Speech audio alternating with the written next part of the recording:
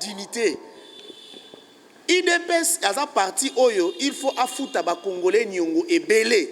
Les Congolais oublient vite. IDPS avait ici éducation politique yamboka oyo IDPS. IDPS a bomeli Congo pe Kinshasa ba infrastructure publique et belé IDPS. IDPS a sali que les loyo bantoma ya écolo des ministres et des députés, c'est-à-dire des hauts cadres du pays, base à la respecter par le peuple IDPS. IDPS ça parti à comment un niveau au singa population ba ngene ko beta pe ko tumba ba député IDPS. IDPS a silisi dignité ya poste ya premier ministre. To moni makambo chef de l'état oti ko sala kala mingi te wana premier ministre Ilunkamba IDPS. IDPS de loi silisi parlement substance nango. Ta l'Assemblée nationale. Caméra zali kaya munene nzoko ya munene.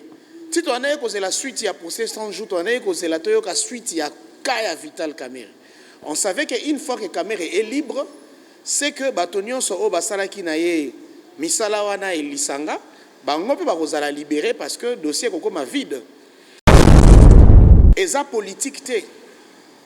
Est-ce que Jano azalaki mekate kakapo bazwa président Vital Kamerhe azalaki cible ya système moko songolo? Et puis, bah, que Zala calme et libéré à un moment donné. Parce que procès peut être un appel. Les Congolais ont la libération du président Vital Kamerhe.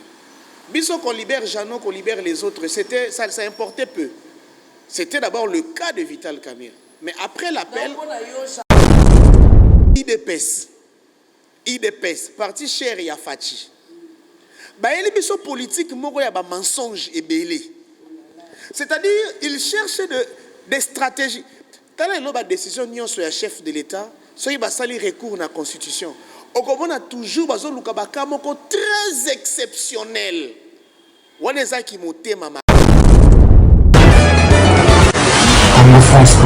Vous êtes nombreux partout dans le monde entier. Vous êtes en train de suivre votre émission L'air de vérité avec votre servante Josephat Mwanza. Je vous salue. Merci beaucoup. Je suis pas seule au plateau. Nazali Nandeko Benz Mwanza Kala. Je ne sais pas si bien j'ai prononcé son nom, mais c'est Ndeko Benz. Il est journaliste, Nazali analyste politique. Avec lui, ensemble, la 4 émissions Nabiso Tobengaka, L'air de vérité, nous allons vraiment parler que de vérité. Avec lui, tu reçois là-bas analyse sur la situation politique, Yambo Kalabiso, pourquoi pas socio-culturelle. Avec lui, Nde Tokusulula Yango. Yambo était tout bandamaso Nabiso, Topese Mbote, Bomo Mesano, et puis Tokozonga pour une série de questions. Déjà, na annoncé bino émission Nabiso en caractère bilingue, Tolobaka mingi lingala. Vraiment to linga mingi lingala parce que ba internaute na biso ebelé ba préférera vraiment to passer l'émission na biso na dingala. Ndeko Benz na pesi mbote boye malam na plateau na biso. Vous permettez na pas de problème. D'accord. Voilà, nous respectons les recommandations de l'OMS qui veut non seulement la distanciation sociale mais aussi koyeba kolata kashne, hein? Kolata masque pour éviter contagion wana ya bokono et autres ngisabiso. D'entrée de jeu, je recommande tous les Congolais et tous les peuples du monde qui nous suivent, en tout cas le respect des gestes barrières et ça a vraiment des rigueurs. Merci madame pour l'invitation Nayo, tu l'as dit, mais tu t'es trompé quelque part. Je m'appelle Benz Bwanakawa. C'est la partie de mon nom que j'aime beaucoup parce que ça c'est le plus grand héritage que j'ai de ma famille, mais aussi de mon pays, parce que le nom est tiré directement de la culture, tu vois un peu, du patrimoine culturel de notre pays. Nane sengo zana plateau na yo, na mi bondi na nga en Holocauste, tuna nga mituna na yo, na pesa pe biano. Je suis là. D'accord, merci beaucoup Ndeko Benz. Né dans te ko annoncer, ba oba zubiso émission za l'air de vérité. Ba oba zubiso na 4 à l'air de vérité. To symbole la kaka ba vérité. Ah, tous on a besoin de fake news té. Oh et indaki non, on a juste besoin de l'information fiable. Ndeko Benz to bandana nous na o ezali vraiment actualité de l'air. libération ya ndeko Jano Muyinga azalaki moko parmi bato bakondamnaki na procès 100 jours tout le monde a bakatelaki 2 ans après que procès appel c'est une année. Mais on se pose des questions aujourd'hui. Muyimba, voilà. Aujourd'hui, il est un homme libre. Kamer est toujours en prison. Jamal, Aza toujours en prison. Les hommes de Muyimba, Azali, un homme libre. Les hommes libérés. Quelle analyse faites-vous par rapport à la libération de Muyimba? Merci, Namutuna. Premièrement, na procès à 100 jours, Ezaï Nabatomi Baleo Bazagi ba vedette. C'était le président Vital Kamerhe de l'UNC. C'était également M. Jamal, Sami Jamal, Oyo, République est confiant qui est bas moyen pour réaliser bas chantier. Oyo, Tozaï Nango Posa. Alors, dossier à Jano Muyima, Tolandela qui a penza bien, on ne s'y était pas assez intéressé. Mais ce que nous savons brièvement, il a constitué aussi un canal par lequel le président Vital Kamerhe aurait déplacé des fonds, notamment pour na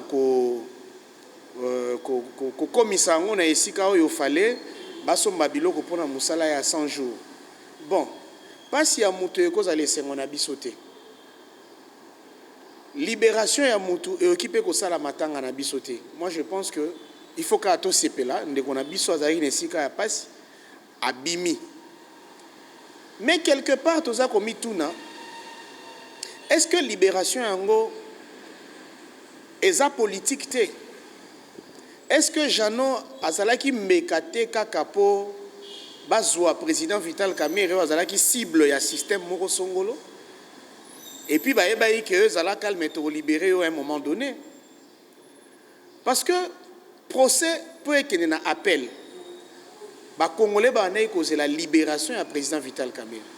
Biso qu'on libère Jano, qu'on libère les autres, ça importait peu. C'était d'abord le cas de Vital Kamerhe. Mais après l'appel, dans le but qui est important, aux journalistes, c'est sûr une notion de notoriété. Vital Kamerhe azali kaya munene, nzoko ya munene. Si tu as la suite, il y a procès 100 jours, tu as la suite, il y a kaya Vital Kamerhe.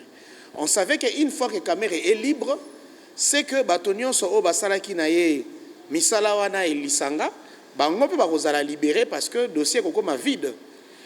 Mais les peuples congolais ont le regret de voir que le président Vital Kamerhe, oyo pour certains, baebi que ezanango condamnation moko politique, bazo continuer comme on a une esika ya pasi. Nzokande Jano, oyo ba viliponda ki pe il y a comme il est là, libéré, toi, c'est la libération, mais quid situation, il y a président Vital Kamerhe. Le problème est là parce que Ayeba qui m'a un conteneur, azo mbongo, azo qui pesa la maboko à Kamerhe. C'est ça, on a un procès parce qu'après procès, pe akimaka, baluki enfin ba eko kangai. Selon avocat na ya pesa ba raison, il est malade, mais client no aza malade, comment ko yeba place à ça? Madame, je pense que la réponse des téléspectateurs va comprendre très bien. Na sepeli na libération à Jano, tout comme dans la libération à président Vital Kamerhe, tout comme na zozela pe na sepeli na libération à Jamal. Bon, kobanga na ngezali ya komona ke Jano abimi, mais l'individu oyo Congo pe monde babandai ko zela ba mona libération na yazana no en prison. Ce qui fait que la libération à Jano et la libération minime et mineure. Donc, c'est un non-événement, c'est sans impact. Et ça n'a pas d'impact. Tout n'a pas de Jano. Mais il y a Kamerhe, Lwakaningi, Ninkingi, Vital, Toyebi Yango. Pourquoi? Parce que, comme les Congolais, les Kinois surtout disent que Kamerhe c'est un caméléon. Kamerhe a travaillé avec Kabila. Kamerhe a assumé de postes éminents. L'identité là aujourd'hui. C'est ce qui lui a donné cette notoriété qu'il a. Les gens ont connu aussi Muyima pour ton information. Lors il y a procès 100 jours. Muyima ayebani, Kamerhe ayebani. Les gens qui libéré Muyima pas na biso ali non événement. Et ça le la tangu colonel dit qu'apenda bimai na prison. Et ça là qui événement. Batu bageko yambaye ti na porte ya prison. Mais les prisonniers comme ils bimara chaque jour, ils ont un non-événement. C'est pour dire que Moïma de lois en prison, c'est un non-événement. Mais Amina Ngaï, Daniel Massaro, a tapé en prison. Toi, c'est l'appel libération. Et Bakanga est pour Nanini. Toi, il y a oui, madame, avant l'émission Oebanda, il démorale par rapport à combo outrage. L'année Roséana Lobayango récemment anticipé. Au moins, dans le Congo, les gens sont blessés. Dans le Congo, les gens sont blessés. Les présidents tels qui se sont succédés là, ils nous ont blessés. Des ministres, des autorités militaires, politiques, etc. nous blessent. Maman, ceux qui ont courageux, va créer les biso une journée sans outrage. En tout cas, on a recommandé dans peuple, dans la République, na biso, la biso journée sans outrage. C'est-à-dire journée moko ata semaine moko oyo ba autoriser congolais nyonso aloba eloko ezaka na mutema na ye. Wana nde boko yoka biloko ni to kanisaka pona ba X na ba Y.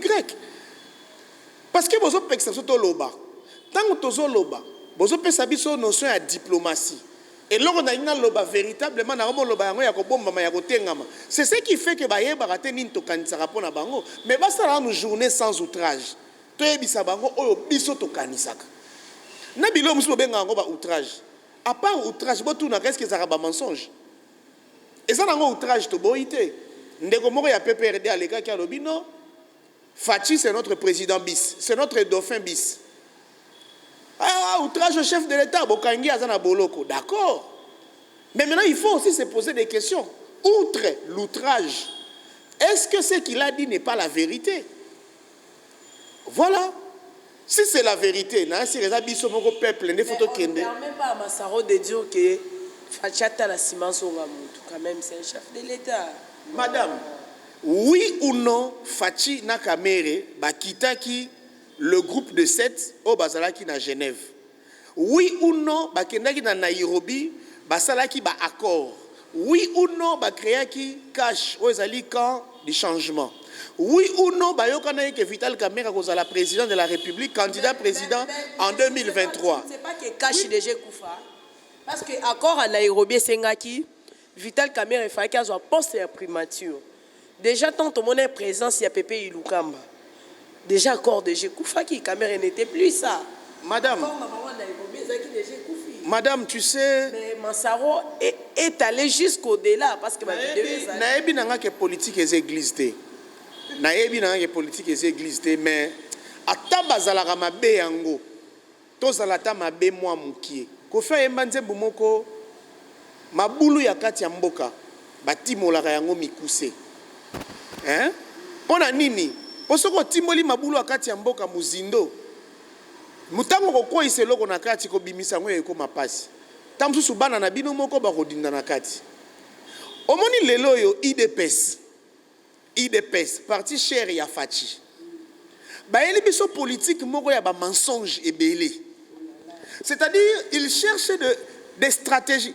Tala no ba décision nyonso ya chef de l'État, so ba sali recours na constitution. Okomona toujours bazo luka ba kamoko très exceptionnel. Waneza ki motema mabe muto azalaka bongo et alors ngana yo oza par exemple madame nanga toko discuter na ebisiono ko bandalelo sozo ki ne banzira na ko benga ngati na lobi yango na se akanda esili mais okoma mukolo mususu ah madame ozotika ngamna kenenga moko obosa ne bisanga na benga kayote alors que après ce jour là il y a eu plusieurs occasions au kenda na yo kotika nga otendaka compte ya langage na nga onati moyo ko bimisa un jour pour ça na lembi est impossible ou bien na kanda au profiter loko ngate cache se kufa pour moni lukamba zalaka nyoso to neza ba faux fuyant. Le cash existe bel et bien. Le cash c'est un accord politique. Il y a UDPS, il y a UNC, il y a parti à Villiers Chimanga. Ma partie monsieur c'est bien na katia cash et ça la partie de l'Union républicaine. Le président nango mwana mboka Luc Gérard Niafé que je salue en passant bana mboko ba congolais faut pas la confiance et ça batora ba Luc Gérard Niafé et ça le rôle mwana mboka Claude Lobago faut ça la bango faut ça ba confiance Alors, koloba biloko non caché non non c'est faux. Ce qui Daniel Massaro ayoki passi parce que oyo batiaka na boloko wana azali kulutu na ye soki noko na ye. Aza muto ya sungai na ba étude asungaka vie na ye. Enrichir na minute à côté. Et c'est normal, et c'est normal. Enrichir entre-temps ba contribuable congolais ba ko souffrir. Si vous ton dimeli Henri Magie, oyo loba ke bangonde bazaka na dauphin na bango bis batia wana. Et que tu as surpris, tu as dit bâti l'élo, Mouto a ponara dauphin a inquiété na l'élo côté. Et ça peut qu'à reconnaissance. Henri-Marie a débordé, il est allé plus loin. Il y a le prêtre Zara à Kabila, alors que Kabila lui-même, il s'est dit qu'il n'est plus président de la République. C'est ce que Kabila lui-même comprend. Oyo eleki mabe oyo gardien du temple ya IDPS à l'obakanaba écran. Fiston Moukoko, et là, on a l'oban à Kabila te. Fils Moukoko fait que relayer des vérités. C'est ce que je donne. Pour ton information, Fils Moukoko, voire même dans le cadre de la IDP, ça bien avant quand il y a les mal à l'oban direct. Mamba Congolité, il y a eu des gens de l'IDPS qui ont acclamé, mais Fils Moukoko était à côté. Fils Moukoko a parlé de choses. Aujourd'hui, les longtemps à côté de l'issue de siège à IDPS, c'est parce que, soi-disant, il a bouffé l'argent de Vital Kamerhe. Alors que Fils Moukoko, non. C'est ce que moi je peux dire que. Madame, Oyebi. Est allé au-delà. Madame, Oyebi, moi, si kitoko loko la yoboé. Ce qui, par exemple, au bandit qu'on soit. Ba bande na yo oyo utilisaki en secret au komi ko étaler en un salon au ko perdre dignité na yo. Il y a des domaines dans la vie, des personnages dans la vie dont il ne faut jamais retirer la dignité. Politique, maman, un parti politique, les affaires politiques, un homme politique, bazali ba digne personnage de la République. Ce qu'on a dit, l'élo politique et le comme il aura la masano ya bana mikie. Et comme il aura la masano ya nzango ya balabala. Et ça quand na parti mokonde memeli biso masano wana IDPS. Ce qui l'élo bino bokomi ko soit IDPS le la modèle. Le ko la mabe wana salamaki na kati ya IDPS. Et c'est normal, ma béone, ça m'a peine à partir moussou. Alors, madame, Bozo qui sa république trop bas. Au moins, il peut perdre. C'est un parti où est salami tango mo kondina yango azana pouvoir, azana et bonga ya bokondi. Tala ba parti nyonso e tongama tango bazana bokondi. Ba UNC. Tala ba parti loko la ba ML ya mwana mboka Thomas Loaka lo Senjola. Je connais le Congo. Tala ba parti loko la envol. Il y a mon amboka Délice Sanga, le cerveau d'État à solo. Parce qu'il y a des vrais et des faux. Il y a solo pas à l'inga qui est n'angamba faïlo. Par le but qu'il faut tout créer l'eau, n'a pas non au glissement, non. Ça la fierté à Congo Bazali. Ce total Kondo Henri Thomas Lokondo, au Monique Azali, politicien à dignité. Délice Sanga n'a pas de Sanga, c'est un politicien à dignité. Au début, il a insulté Bazali, même dans IDPS Bazali. Au début, papa Norbert Yamba Yamba. C'est un cadre de l'IDPS, un politicien à dignité. Et ça, on a mis sous sauté, c'est jeune, le président va partir, on a d'autres temps. Au moins, il y a dignité. IDPS, à sa partie, il faut affouter les Congolais nyongo et belé. Les Congolais oublient vite. IDPS a une éducation politique, il y a mboka IDPS. IDPS a bomeli Congo pe Kinshasa ba infrastructure publique et belé IDPS. IDPS a sali que les loyo ban toma ya écolo des ministres et des députés, c'est-à-dire des hauts cadres du pays, base à la respecter par le peuple IDPS. IDPS a parti à comment un niveau aussi la population ba ngene ko beta pe ko tumba ba député IDPS. IDPS a silisi dignité ya poste ya premier ministre. Tomoni makambo chef de l'État oti ko sala kala mingi te wana premier ministre Ilunkamba IDPS. IDPS le loi silisi parlement substance nango. Ta l'Assemblée nationale. Au moins que force na bangwana yango sal pe que loi mina ku sakate kweya. Yango pe sali que même Pépé Ilunkamba les lois azaki ko obéir. Le problème est que IDPS ba obéir ça rater une autorité morale et pas bango yeso azate. Mais ce qui est contraint, FCC PPRD, comme les INC, Vital Kamerhe est en prison. Qu'est-ce qui manque à la congrès pour sa président national? Au lieu toujours de parler de Kamerhe et quelqu'un qui est en prison. Kamerhe a côté comme autorité morale pour nos conseil. Mais pourquoi ne pas organiser le congrès au lieu que ça? Mais ce qui est contraire à l'IDPS, voilà ce l'IDPS va réclamer congrès, INC va réclamer, PPRD va réclamer, parti Madame, on peut dire que matière rebellée à la fois. Heureusement, nous avons comprendre que l'IDPS a un groupe de pression à un parti politique. Parce que dans la notion de sociologie, chaque bosangani a un combo. Et bien, on a un agrégat sociaux. Ba agrégat ezali bosangani atango mukie hein bosangani lo la bokutani na balabala babwaki libanga muto azoki boye bokutani. Ce n'est pas un groupe, c'est un agrégat. Nous avons même ce qu'on appelle des groupes flottants. Eza lokwa neto kendaka kotanga na classe ou bien neto kendaka wenze bokutani mais boza organiser te muto na cop na ye. Nous avons ce qu'on appelle des groupes sociaux. Les groupes sociaux, ils ont association, ONG, entreprise, et si comme bateau, bazali ko poursuivre intérêt moko. Madame, na nyonso o ngana tangiawa. Donc on a retrouvé IDPS. IDPS a un groupe de pression. Et là on lobia on rappelle un musicien congolais moko loba ke kisa samboka bana bana. Comment boyi kozala un groupe social mais bozali bana na bana.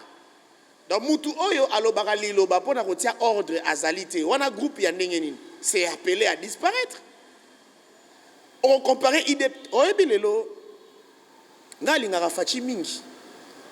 J'aime ces messieurs parce que Kinois, mon alimete, Aza ouvert, Mikiliste, Atimba, na sepelaka na ye mingi.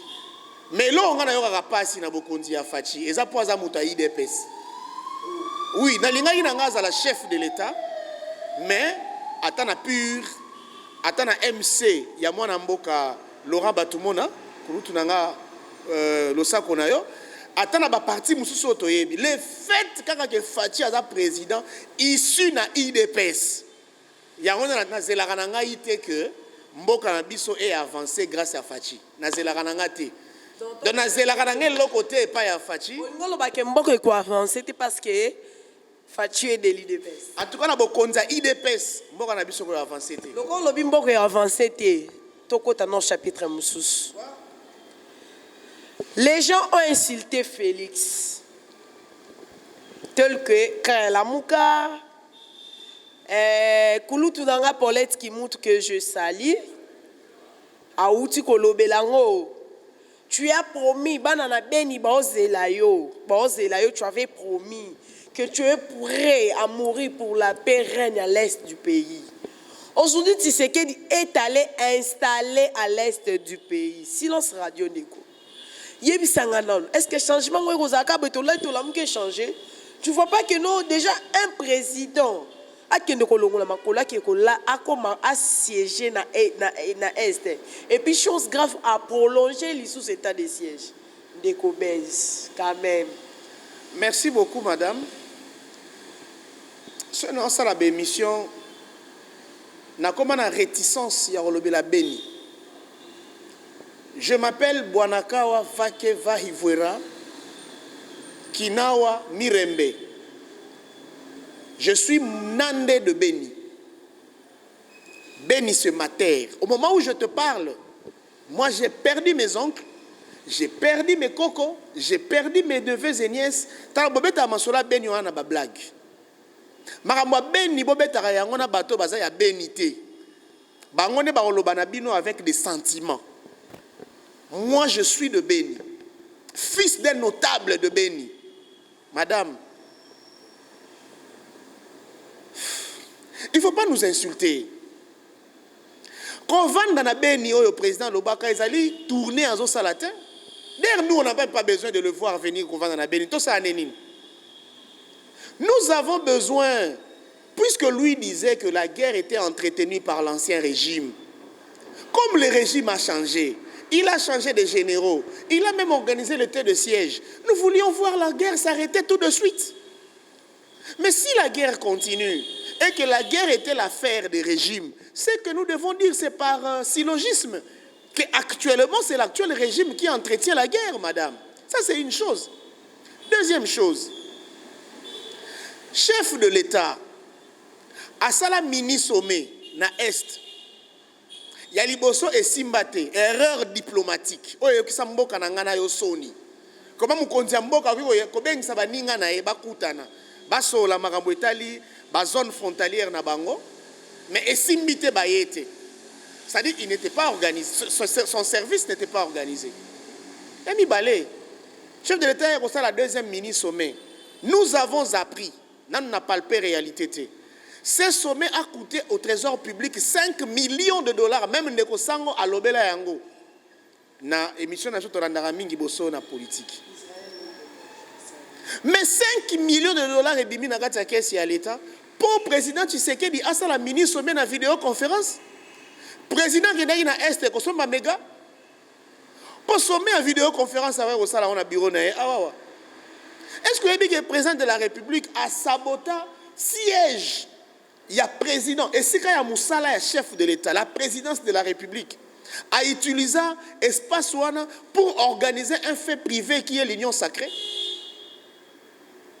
Madame, chef de l'État a commis à Est, a sangisi la force vive pour assolana bango sur la situation dans l'Est. Mais quand le président de la République battait campagne, c'était sur base de quelles idées, de quel désiderata la population, oh, il y a ça et la campagne. Pour battre campagne, il faut d'abord écouter son peuple, connaître ce que son peuple attend de toi une fois que tu es au pouvoir.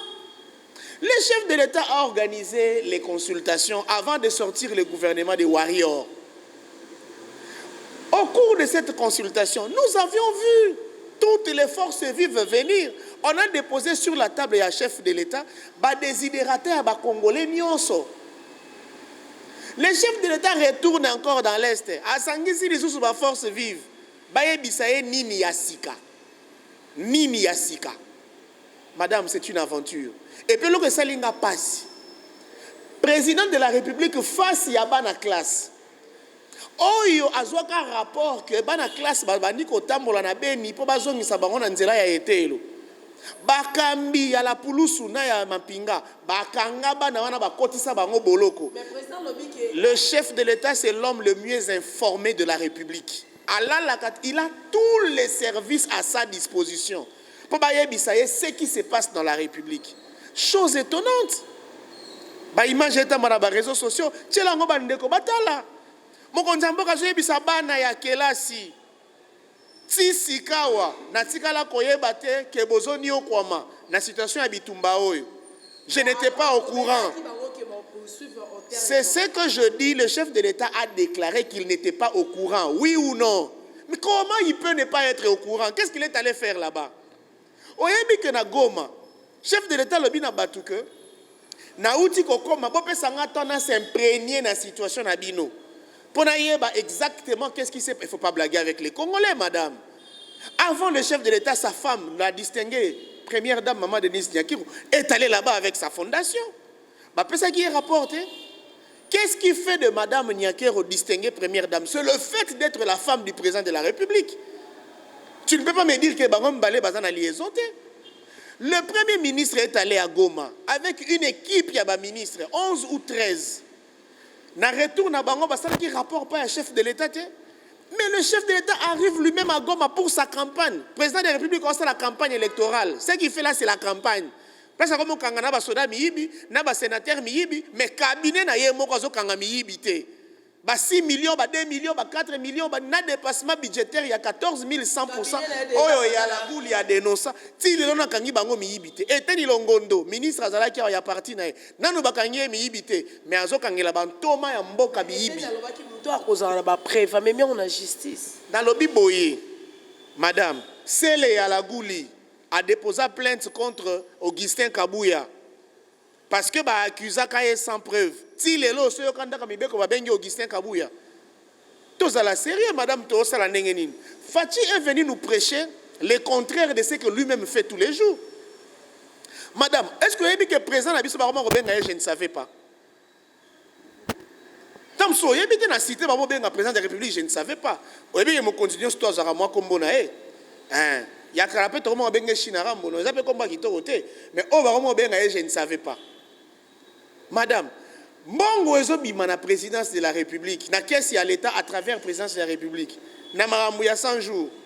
On a été surpris d'apprendre que le chef de l'État ne savait pas. Et le conseiller, il y a président de la République, il y a un procès, il a démontré que mon Konzambo a ébaïté. Donc le chef de l'État ne gère même pas son cabinet.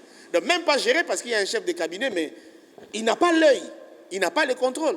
Madame, est-ce qu'on y a dit que installer bourgmestre na Minembwe, une délégation gouvernementale bakenda, même délégation internationale, Nzita Azalaka, oyo mokonzi na bino ya Nations Unies soki nani. Non, ambassadeur ya États-Unis d'Amérique. Azalaka. Oui. Mais chef de l'État, à l'objet, je ne savais pas. Plus grave encore, un plénipotentiaire, diplomate, ambassadeur de la République d'Italie. Aye awa, na Kinshasa, abimi na Kinshasa qui okufa na Goma. Est-ce que lui, il était venu pour la mission de service? Naboïté, mais un pays qui est géré, les services qui sont contrôlés. Ambassadeur, on a Asalaki transubstantiation, ambassadeur Rwanda a salaki a limwa kitake ko bima ailleurs. Ambassadeur Rwanda a kota na mutuka akenda na aéroport, tous les services sont là. Si akiti na Goma, Redok ya Goma azali, gouverneur ya Nord Kivu azali, tous les services. Donc tous ces services là bakana binemi na président de la République. Pour ba yebisa ete que toyambi ambassadeur et le chef de l'État a dit je ne savais pas. Voilà maintenant Maramoleki na Goma ya volcan la veillé bato baziki bakimi ba soda ya gouvernement ya Tshisekedi ba kangi population na nzela ba botoli bango biloko ba image ezali ba audio ezali chef de l'État le bibotika ngana na s'imprégner na situation et puis accueilli ceux qui na Beni ceux qui na Ruchuru ceux qui asoli na bana ayo sa bana wana ya kelasi na yeba quitter situation j'ai les images et la vidéo je vais te donner au balancer. Madame Tebelo, il y a un ébissio que, étant donné que Mokonzi Yamboka Zamutu a IDPS, il ne faut rien attendre de M. Tshisekedi dans ce pays. Merci beaucoup, Ndeko Benz. J'espère que Bronzo parle d'Abino, l'air de vérité. Nous sommes dans un pays démocrate. Tout le monde est libre de penser, de dire ce qu'il voit. Il y a aussi l'analyse. Si on a besoin d'analyse, au lieu de commenter, insulter, venez dans le plateau. Si on a besoin de contredire, venez, il est là, il est disponible, il est disponible. Ndeko Benz, parlons un peu de ce Jeep. Il y a un Jeep apparemment qu'on ningisa moki, qu'on ningisa surtout Kinshasa. Otoko kalelo ba contradiction na part à députés nationaux. Eliezer Alobino est en crédit. Daniel Safou affirme dans ma vidéo que le président nous avait promis. Kotoyo, le président de l'Assemblée nationale n'a pas propos dont on ne sait pas. Les camarades Jeep, mais tu es sous Kabila, les députés peuvent bénéficier de la Jeep Prado. Mais pourquoi sous Tshisekedi ça devient un problème? Merci beaucoup, madame. Tolongola likunia, tolongola bondoki. Na Congo toko avancer. Tolo ba rappel vérité si ko esengeli vérité l'Obama. Au moni député national Azaline Kumu, Azaline Thomas ya ekolo. Madame, c'est pas n'importe qui. IDPS kakanda sali ke lelo to yeba ke député azane mutu pamba IDPS. Mais député azam n'importe qui te. Azam mutu oyo sur les 100 millions, 120 millions de Congolais. Boponi kaka 500. Si vous avez calcul 100 millions divisé par 500 et puis ça nous monte à député moko azo valoir des milliers de Congolais. Au bolobito salibino confiance. To tindi bino nanda ko wana bakila kabibeko. Boke ndeko sala biloko misato. Ya liboso ezali ko voter ba loi. Ya mibale ezali ko contrôler système pe bongo na bongo. Alors, tango ba komi kuna lokola ba lobeli na biso. Oyo Thomas azo sala eza lokola biso nyonso to sala na kati na ye. Mutu ya bongo bomoi na ye esengeli ezala bomoi ya noblesse. Esengeli avanda na ndaku ya malamu, ata mwana mutuka ya malamu, aza na salaire ya malamu. Parce que nasilisa madame, raisonnement zande ya ngai. Boni dictature à Boromo rappelé nga Bokassa. Pour dans plateau na yo. Hein? Vraiment. Sikoyo. Gouvernement nyonso oyo eyaka soki élection esalami esengaka batia ba député na condition wana ya kintoma ya école. Et puis il faut pas oublier madame. Zala assistant ya député, Zala ata mwasi ya député mwana na ende kuna eto en entourage oyeba dépense oyo député national asalaka na mboka lokola Congo na contexte ya pasi oto anango na mboka oyo. Bakoma kokende au-delà ya ba responsabilité au constitution epesa bango. Pona nini? Parce que pasi ezali. Admettons cadre oyo ya mbibiso eza cadre ya député. Na quartier mususu obona cadre ya boeza kaka moko. Nyonso etikala na banda kwa manzanza. Beaucoup fait la député. Anniversaire député. Bobeta bale ya quartier député. Nyonso ezo comme la maladie tout député. Même na ba église bazo kaka ba député. Eza normal vie à député eza la vie moko aisée. Et loko siko non na ngana lobake même sous Kabila, même sous ba président eza normal. Bozui mituka bopesi bango. Bakofuta mituka na bango malembe bazana konnu. C'est normal, très normal. Et il n'y a que l'État qui peut faire ça pour na bantoma na ya ekolo. Et loko ezo ça la passe yezanini madame. Le contexte politique de l'heure. Président du Tshisekedi a lobby que bato bakambaka mboka avant yé baboma babebisa mboka baiba. Si bato on a des bases majoritaires dans le Parlement. Parlement est constitué na 80 ou 90% de bateaux dirigent déjà. Toi tu penses que bazangi mitu kamalam. C'est là où les bas blessent. Tout ça dans le Parlement on bateau baye nango déjà avec beaucoup de noblesse. Donc mituka est allé urgenté. Deuxième chose. Tolobi que toye na état de droit, toye pe na otobengi le peuple d'abord. C'est un bon projet, un bon slogan. Parce que nous avons une réalisation dans notre étant donné que Batoubaosa a plus de 48 heures na ba amigo sans que bas à la cheminée vers ba juge na bango naturel, étant donné que la constitution est lobby que les Congolais doivent manger décemment. Personne ne mange décemment au Congo à part les enfants des politiciens. Babylone Ognon sur la Kabiso et ça la matière donc dans le peuple d'abord dans les comités. Mais dans le cadre il y a le peuple d'abord. Ce qui va lobby que tu renforcer l'ambulance, tu renforcer le système sanitaire, tu renforcer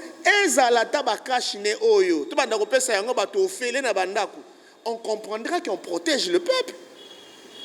Mais lorsque on rançonne le peuple avec RAM, peuple n'a pas si, a eu téléphone a communiqué na bat, bazo kataye $1.7 par personne. Au sommet moi crédit na ya pas si, au gratter bon compte ça piou crédit ekei. Nzokane batu kutu ofu bakata bango babiloko wana. Bazo bakisela bango nde ya kobakisa ka ndenge Bible loba oyo azana ngo to kobakisela e oyo azana ngo mukie to botola ye na mukie wana. C'est ce qui fait mal. Madame, tala lelo yo il meurt ya président de la République. Mokonzi mboka na biso azo refléter passe ya Congo te. Tu le regardes toujours, il a bonne mine.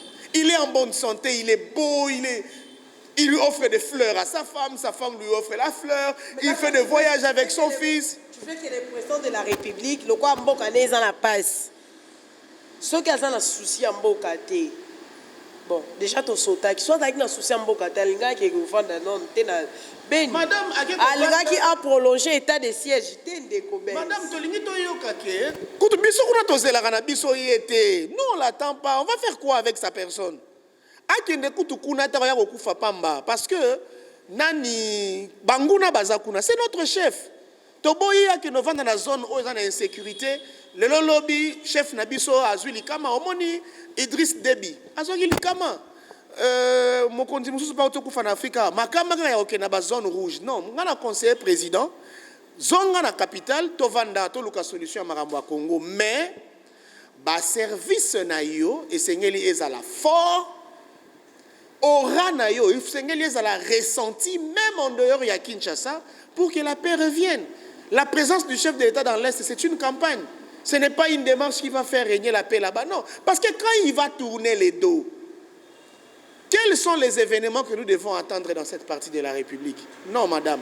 Nous avons besoin de services sérieux et forts, des institutions fortes. En plus, président Tshisekedi. Munoko oyo elobaka mingi ebetaka mabaku. Président olobi mingi. Nathan muki osali na pouvoir. Lelo koloba na oyo komi eza sous événementé. Et comme il a alobaki alobi ninyo to comment na ba réseaux sociaux. Ce n'est plus un rendez-vous. Ndenge zalaka mokonzi mboka linya loba, c'est un rendez-vous. Tout le monde na TV. Mokonzi tika koloba.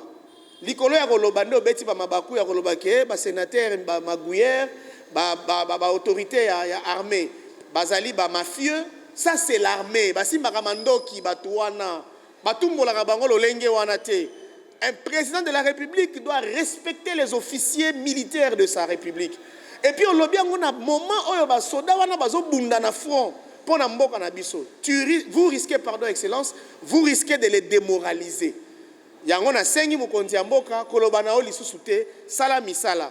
Mais tant que vous pouvez ba conseiller ya malamu, malgré le fait que outi na IDPS, ba ko aider yo pour que politique na yo ezala penza salvatrice pour na Congo.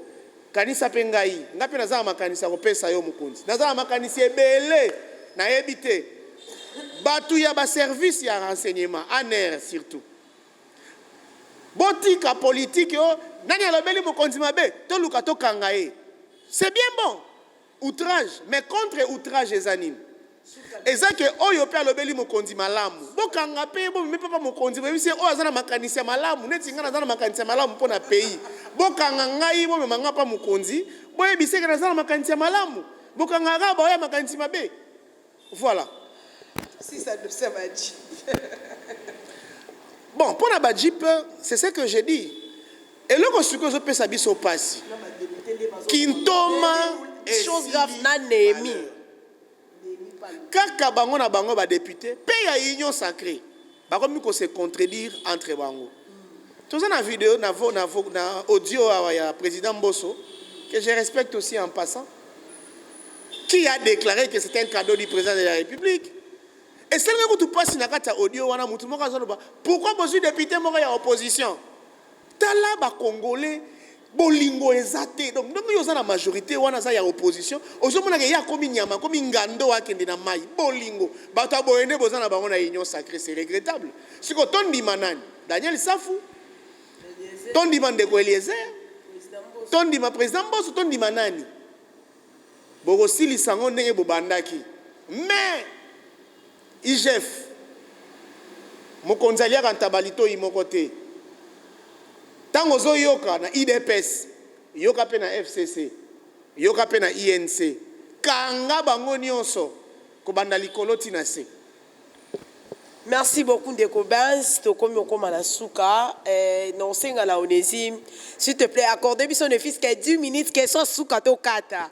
Pardon vraiment. 10 minutes c'était au développer na mamba cache ne photo lobela ngote Ndeko parce que comme vraiment ennuyant. N'a pas si population ça n'ont pas comme au Kangabiso pour 10 000 francs, 50 000 francs sur vos matins moto 3 personnes. Tolo belango kaka to conclure et puis dossier matata pognon ko boya ko longo la ba humilité na yi.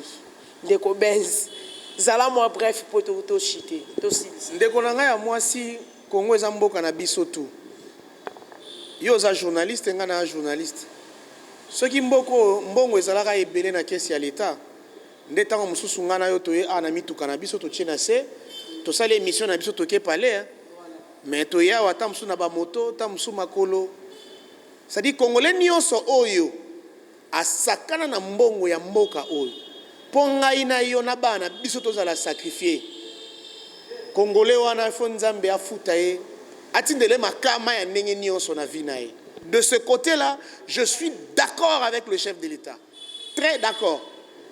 De ce côté-là, je suis d'accord avec l'IGF. Il faut traquer ces gens jusqu'au dernier retranchement. Mais ce que je crains, c'est de voir le favoritisme, le clientélisme, et Kotanakati, ou soit l'état d'âme, et Kotanakati à Kopouana. Dans une république, il faut qu'on ait attention à Mboka. Matata Ponyo, c'est une figure emblématique dans Mboka na biso. On peut mettre la main sur lui, mais la campagne où ils ont faite sur lui, ils ont fait sa démarche, on a une connotation politique. Pourquoi faire la campagne? Tout comme l'homme katongo moro we matata est interpellé, accueilli, batounie question mi balé misa to zongi na yepe. Un mois après aye lisusu, tam sous 5 mois après nde boche maboko, boko sala yango méthodiquement, boko sala yango malamu. Mais acharnement où ils ont salama, ils ont là qui ça comme si il y a des sentiments, l'âme politique dans la façon de le faire.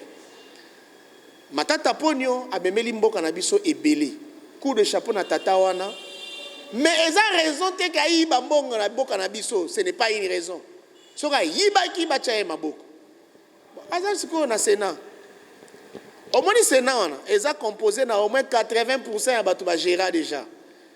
Si na omoni ba ancien ministre ba PDG ba nani tout ba ke ko luka misala na Sénat ba ke ko luka ne ba immunité ba yebi ke immunité ande ko sala ke ba landa bango te tango matata azalaki premier ministre na azalaki ministre économie mais c'est l'actuel président du Sénat yo bosani ba économie na plan madame oyebi bando benga troïka stratégique. Là, il y a un compte rendu à Troïka stratégique. C'est l'actuel président du Sénat. Tozo yoka oh aboyi ko livrer mutunae. Tozo yoka kaka. Tozo yoka ke non ba. A convaincre baningale ba sénateur. Lisolo ya za na union sacrée. Lisolo betama bien avant. Lisolo bene betama ke non to sala ngo boy to sala ngo mokonzolo binini. Est-ce qu'on yebi que ba sénateur ya union sacrée? Bazaki na chef de l'État, il y a, je crois, 2 semaines avant le dossier à Matatea. Est-ce qu'il y a une idéologie qui est soit kunanga na auto? Mais tu es une union sacrée fonctionnelle. Tu es un chef d'État et un bibino so boye we maramwele après.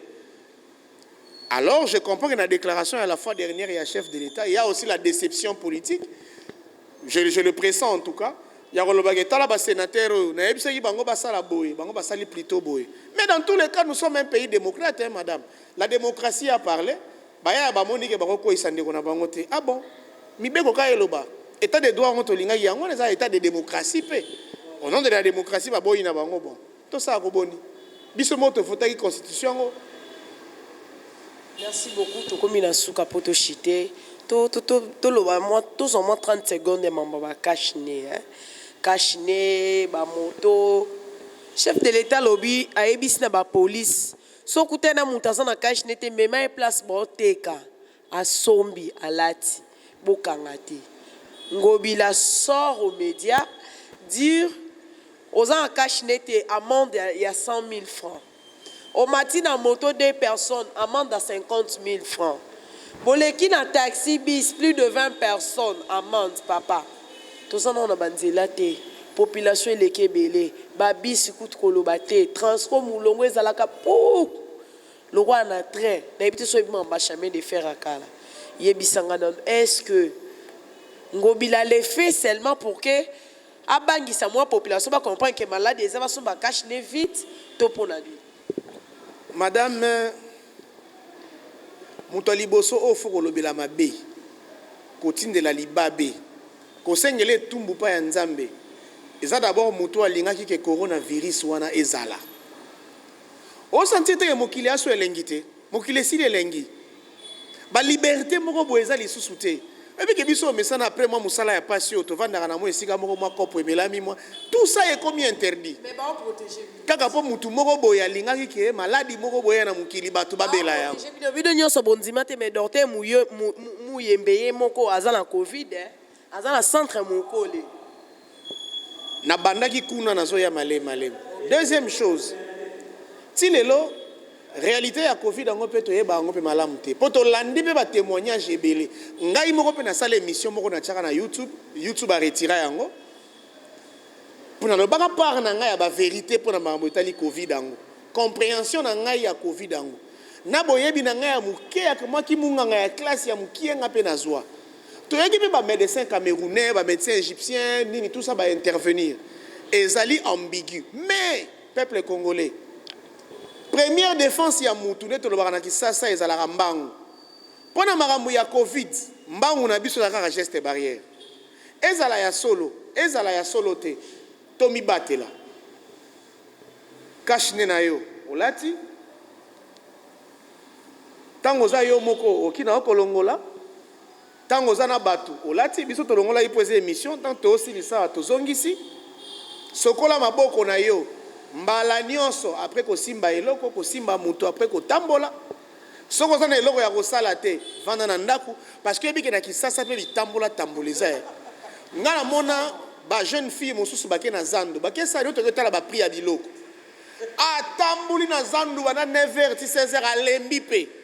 Après boyo ko wela na transport ya magasin na boulevard, yo siko muto uti musala o lembi na ye muto totala ba prix ya mafuta, ya parfum, ya nini ya ba tout ça. Te bitambola tambola pe to tika. Ozana eloko ko sala te vanda na ndako. Quant au comportement des policiers, moi-même qui te parle hier, j'étais victime. Nous, on nous a appris que to fan de Sika Oyo, bari qu'on ne dépassait jamais 50% de capacité d'accueil na bango. To vandaki vraiment dans la distanciation possible. Moins de 20 personnes to kabwana, mais bourgmestre ya commune à Kinshasa. Aye na ba policier na ye. Manu militaire. Au moment où je te parle, il y a mes collègues. Bazati siko na Ipekin, général Kasongo, Toza Bandeko. Atabino ba policier bo votarate, bo salarape ba candidaté pour te voter bino lobby. Mais bo sunga ba politicien parce que na 2023 tango boko ya to pesa bino ba voix. Louvunu. Turoyo ne na ba ba lo ba kuna na quartier Mombele. Ba lobi turoyo to ko boma na libosa ba bureau de vote.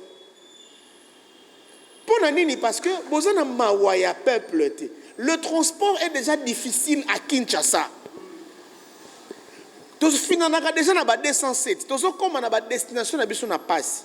Alors quand vous venez réduire l'effectif de passagers dans un transport en commun, bozo sala biso nini. Les images ça ne vous gêne pas. Ba terrasse lelo. Vous savez vous-même que c'est le secteur informel qui fait vivre les Congolais. Batera sur les ofuta bandaku et tangisa bana et ça la makamu ya ndenge na ndenge. Quand vous décidez de fermer, il n'y a pas d'autres alternatives. Et puis le comme ça na mamba Covid ngo maman. Ce qui n'a lati déjà caché na sokoli déjà maboko, c'est déjà un geste barrière. C'est-à-dire to va na biso na mutu na caché. Toko va na sona terrasse mutamta sokoli maboko mutamtuna cache na distanciation. Est-ce que faut ka bo kanga? Ce qui ba ninga ailleurs ba kanga parce que ba yebi pas suppose au regretter Nkoi, Castel, Moïse. Ah, on sa publicité na chaîne n'a permis hein. Non, c'est la publicité. Je crois qu'il est réalisateur en kata. Moi kopo. Na mela gu moko na mokonzi. Gu ya mokonzi yo yebi wana gu na ngai. Mokonzi. O batu nyonso balobara. Gu balobara batu nyonso balobara ya mokonzi nde gu na ngai. Te mokonzi yanga ya chaîne na biso place na sala ramela ratembo la publicité te hein? OK en tout cas réalisation faut à tenir compte en kata bon je vais la bokasa ya chaîne na bino dictature ngala ondimananga mais donc voilà tu interpellé c'est sérieux nous sommes des Congolais les Congolais n'ont pas 10 000 francs à payer mboka na biso bato bakoma dépasser osopena mutabimi na ndaku boye. Les gens sont dépassés par les événements. Pourquoi tant au Kangin de Konaïo 10 000 euros Non, en tout cas, bon, mais revoir ma décision. Bosunga population congolaise. Bino, ba politicien, ba policier, ba militaire, obozo poser ba acte. Pour ridiculiser chef de l'État. Pour yinisa mokonzi mboka na peuple na ye. Pour to kanisa que. Ndenge bozo kanga biso en désordre. Ndenge bozo rançonner biso. Ndenge bo rançonna ki ngai lobby. Moi 170 000 francs na ngeza na poche ya ba 10 000. Policier azu yango achango na poche na ye komi ya ye. Lelo nga na beti makolo pona kene musala. Boyeba que c'est l'image de notre président de la République. Ndé bozo bebisa. Alors faites gaffe. Merci beaucoup Ndeko Benz d'être venu et surtout il y a ma invitation. Na chaîne na biso Congo France je crois que eza invitation à libosoté au kobanda toujours ko répondre à l'invitation na biso quand Yasuka ndete pardon quand tu seras disponible mot de la fin numéro de contact ce qui est possible opesa na bandeko o ba on a besoin peut-être ya ko soloana o ya ko finga pe yamba bango comme ça ba master aux bien. Oui, on peut nous avoir par le plus 243 85 37 37 100. Plus 243 85 37 37 100, c'est facile. Écrivez-nous. Bandeko mususu ya presse, bobenga pe tokoya, tu permets, non? Ok. Donc bolibo ya mangai, bobengi chargé à communication na ngai. Nagoya na ngai. Donc voilà, nazaka ndeko na bino soki o na lobby epsali bino pasi, na sengi pardon, bolimbisa ngai. Naza mutu. Soki esali bino esengo, bo encourager ngai. Je pense que tout ça là yango kaka pona ekolo. Merci beaucoup. Merci beaucoup. J'espère que tu as commis vraiment dans Souka, vous avez aimé. Et surtout, n'hésitez pas, abonnez-vous massivement dans notre chaîne YouTube. Vous ne serez pas déçus ici. Information en temps réel. Merci à Onésime Canardo qui était derrière la caméra, Pepito Bondo, hein, les caméramens de Abba Télévision, caméramen propre à M. Benz. Voilà, il est les caméramens Wario. Donc je peux dire que ça, merci beaucoup à toute l'équipe technique de Congo France, Didi Dipumba, je te salue depuis Lyon. À nous revoir à la prochaine. Bye bye. Congo France.